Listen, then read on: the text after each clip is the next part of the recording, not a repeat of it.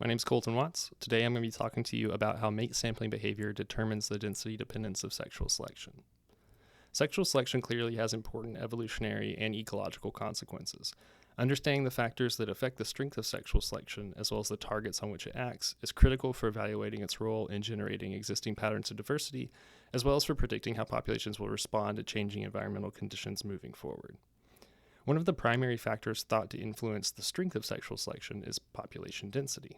As population density increases, the increased rate of encounters among individuals is thought to provide a greater opportunity for more dominant or more attractive individuals to secure mates at the expense of other members of the same sex, intensifying the strength of sexual selection. In the context of sexual selection caused by mate choice, theoretical models generally support this idea, but as with most things in science, the devil is in the details, or more precisely, the assumptions. Existing models generally make the simplifying assumption that the number of potential mates sampled by the choosy sex, which I'll refer to as females from here on out, is limited only by the number of potential mates they encounter. Because encounter rates increase in proportion to population density, this implicitly assumes that mate sampling also increases in proportion to population density. This is an incredibly important assumption because we already know that increasing mate sampling increases the strength of sexual selection. Consider a hypothetical distribution of male phenotypes and a female preference for larger values. If each of 1,000 females were to sample 5 males from this distribution and choose the most attractive from among them as their mates, we would end up with a distribution describing the frequency with which different male phenotypes are chosen by those females, like this. The difference between the mean of this distribution and the mean of the underlying population would be an estimate of a sexual selection differential. If each of those females had instead sampled 10 males, then this distribution would be shifted to the right, and the sexual selection differential would be larger. So this implicit assumption alone is sufficient to produce density-dependent sexual selection. This isn't necessarily a problem in and of itself, provided that this underlying assumption that mate sampling is limited only by encounter rate holds. However, we know from literature on the evolution of mate sampling that sampling is unlikely to be limited by encounter rate alone. First, there are typically diminishing returns of sampling additional mates. As a female samples more and more, the chance that the next male will be any better than the best one she's found so far gets smaller and smaller. But why wouldn't she try anyway? Well, sampling is also often costly. It can take energy, it can increase predation or parasitism risk, and I would argue most fundamentally, it takes time.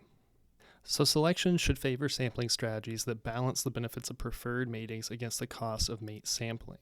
Strategies for striking such a balance include a best of n strategy, in which females sample a fixed number n of males, say 5, before choosing from among them the most preferred, here the most orange, or a threshold strategy, in which females will sample males until one that meets some internal standard is found, say, in this case, any orange male will do. In both cases, females may encounter additional males that are not sampled because doing so would be more costly than beneficial. So the underlying assumption that mate sampling is limited only by encounter rate is probably unrealistic for most empirical systems. But we know that any mechanism that could produce increases in mate sampling with density should produce density-dependent sexual selection. So this becomes a slightly different question.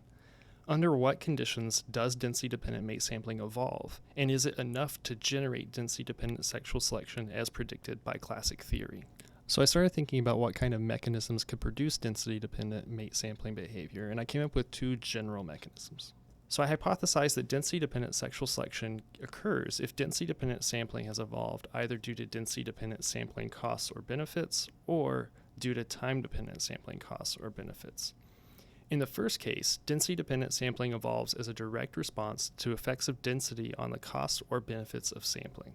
In the second case, density-dependent sampling evolves as a byproduct of selection for changes in sampling over time in response to changing costs and benefits.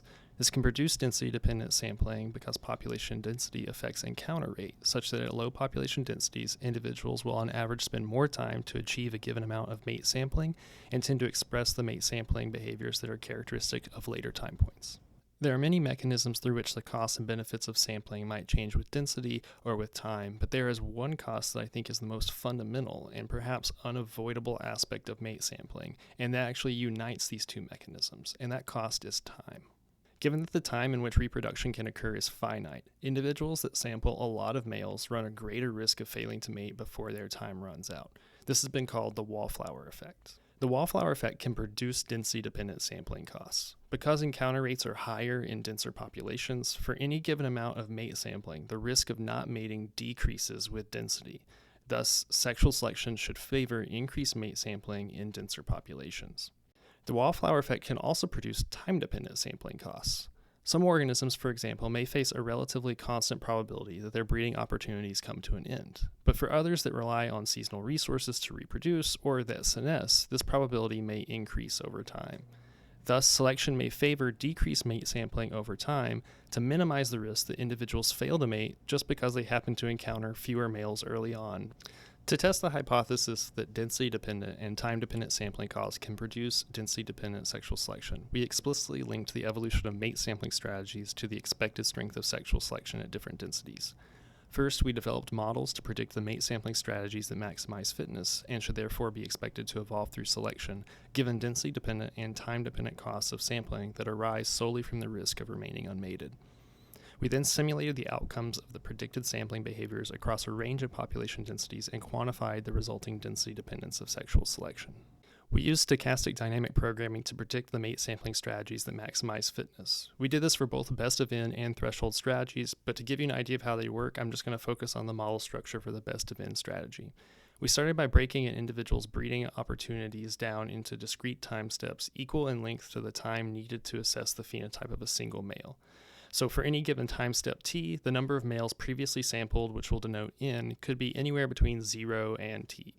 At the end of each time step, the female must decide whether to mate or continue sampling. If she mates, she picks the best male of the n males encountered so far and gets the associated fitness payoff. If she continues sampling, what happens next depends on whether her breeding opportunities end. If they do, she fails to mate.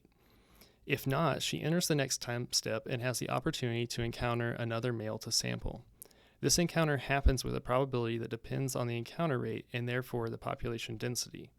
But regardless of whether she encounters another male to add to her sample, she again faces the same decision to mate or continue sampling at the end of the time step.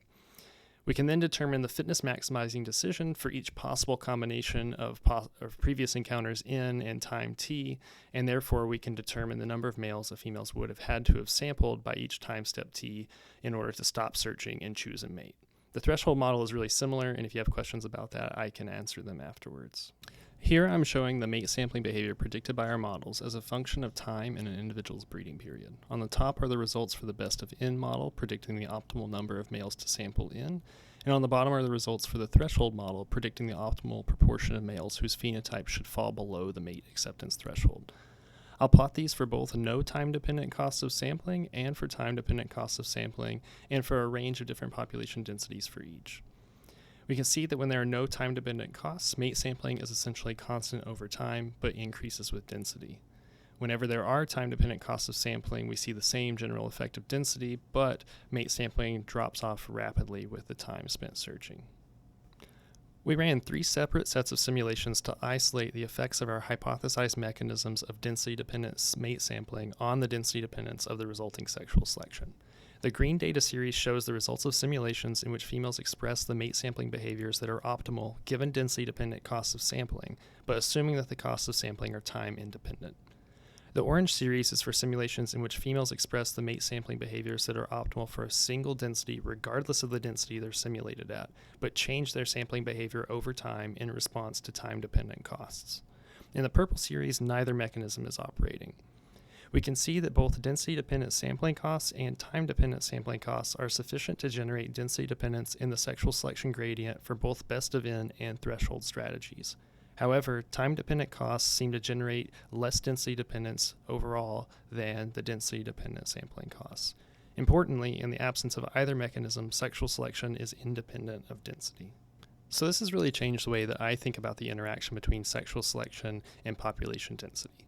Density-dependent sexual selection is not inherent to mate choice. However, it can occur if populations are adapted to density-dependent sampling costs, or if individuals can respond plastically either to density-dependent sampling costs or time-dependent sampling costs. And I really think that understanding how the density dependence of sexual selection depends on the evolutionary and ecological context in which mate sampling has evolved is particularly important, given that many populations may be facing changes in population density of unprecedented magnitude and speed due to processes such as habitat loss, overharvesting, and climate change. The more relevant question may then be, can the evolution of mate sampling behavior keep pace with changes in population density?